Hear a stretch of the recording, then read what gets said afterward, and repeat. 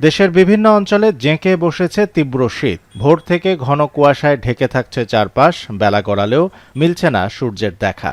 পাবনায় চলতি শীত মৌসুমে সর্বনিম্ন তাপমাত্রা রেকর্ড করা হয়েছে ৮.৪ ডিগ্রি সেলসিয়াস।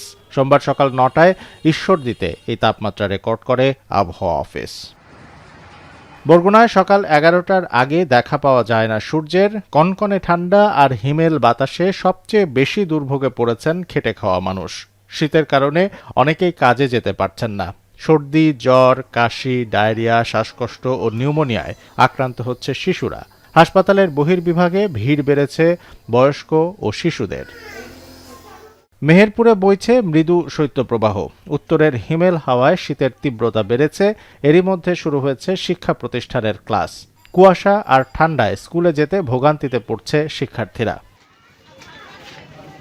ঘন কুয়াশা আর কনকনে শীতে হিলিতে বোরো বীজতলা নিয়ে দুশ্চিন্তায় কৃষক। পর্যাপ্ত রোদ না পাওয়ায় অনেক বোরো চারা হলুদ ও লালচে হয়ে যাচ্ছে। এতে নির্ধারিত সময় বোরো রোপণ নিয়ে দেখা দিয়েছে শঙ্কা।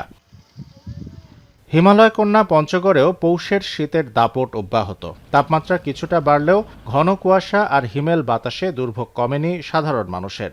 আজ সিলেটে সর্বনিম্ন তাপমাত্রা রেকর্ড করা হয়েছে ১৩ ডিগ্রি সেলসিয়াস। নওগাঁয় সকাল ৯টায় সর্বনিম্ন তাপমাত্রা ছিল ১০.৭ ডিগ্রি। মেহেরপুর ও চুয়াডাঙ্গায় সকাল ৬টায় সর্বনিম্ন তাপমাত্রা রেকর্ড করা হয়েছে ৯.২ ডিগ্রি সেলসিয়াস। আবহাওয়া অফিস জানিয়েছে, মৃদু শৈত্যপ্রবাহ আরও কয়েকদিন থাকতে পারে।